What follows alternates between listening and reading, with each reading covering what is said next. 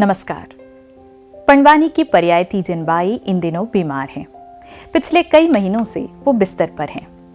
घर वाले कहते हैं कि वे अपने बचपन में लौट गई हैं, बच्चों जैसे बातें करने लगी है।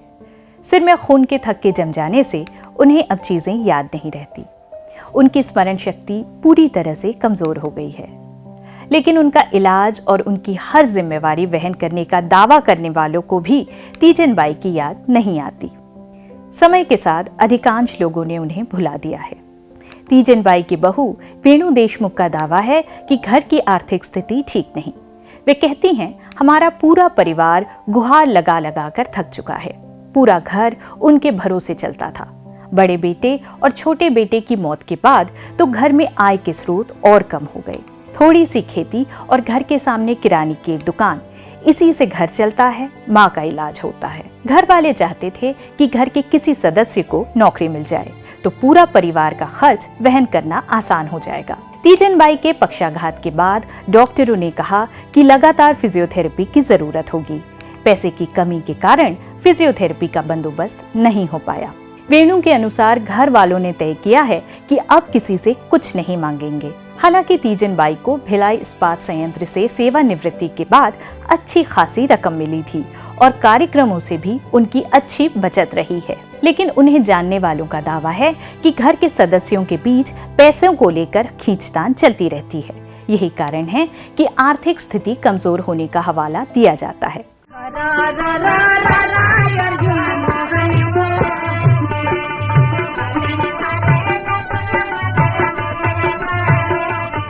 बरसों पहले हिंदी के कवि भगवत रावत ने अपनी एक कविता में लिखा था, हाथ में एक तारा लेकर गाते हुए जब काल को आवाज लगाती हैं तीजन बाई तो आकाश में देवता हाथ जोड़कर खड़े हो जाते हैं।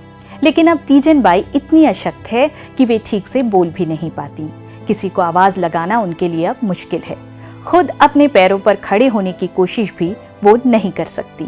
जिन्होंने तीजन बाई को तंबूरा लेकर भीम की मुद्रा में सनननननन गाते हुए देखा सुना है, उन्हें अब ये जानकर दुख होगा कि तीजन बाई अब ठीक से खड़ी भी नहीं हो सकती। उनकी एक पोती बताती हैं कि तीजन बाई का भिलाई के सेक्टर 9 के अस्पताल में इलाज चलता रहा है, लेकिन कई बार निजी अस्पताल में इलाज की जरूरत हुई तो घर में पैसे कम पड़ गए। इन दिनों बेमेतरा जिला के बेरला के किसी चिकित्सक के यहाँ इलाज चल रहा है। सेना नहीं चाहिएगा, घोड़ा नहीं भाई, मोरा राजा पाछा नहीं चाहिएगा, राजा साहेब हो जाएगी भाई। 1956 में जन्मी तीजन बाई ने 13 साल की उम्र में पहली बार चंद्रखुरी गांव में पंडवानी का सार्वजनिक प्रदर्शन किया था और उसके बाद फिर तीजन बाई पंडवानी में ही रम गई। अपने नाना बृजलाल पारधी से पंडवानी सीखने वाली तीजन बाई को पढ़ने लिखने का अवसर नहीं मिला, लेकिन पंडवानी ने छत्तीसगढ़ी और तीजन बाई को पूरी दुनिया में एक विशिष्ट पहचान दिलाई। तीजन बाई ने धीरे धीरे अपना नाम लिखना सीखा, फिर हस्ताक्षर करना। इन सब के बीच पंडवानी की कथा दुर्ग, छत्तीसगढ़ और मध्य प्रदेश की सीमा लांघती हुई देश और दुनिया में गूंजती रही। दुनिया के अलग अलग देशों में वो पंडवानी गाती रहीं। उन्हें भिलाई इस्पात संयंत्र में नौकरी भी मिली। 1988 में उन्हें भारत सरकार ने पद्मश्री से सम्मानित किया। 1996 में उन्हें संगीत नाटक अकादमी अवार्ड दिया गया। ऐसे सम्मान और पुरस्कारों की एक लंबी श्रृंखला है। 2003 में तीजन बाई को बिलासपुर के गुरु घासीदास विश्वविद्यालय ने डीलिट से सम्मानित किया। 2017 में उन्हें इंदिरा कला संगीत विश्वविद्यालय खैरागढ़ ने भी डीलिट से सम्मानित किया।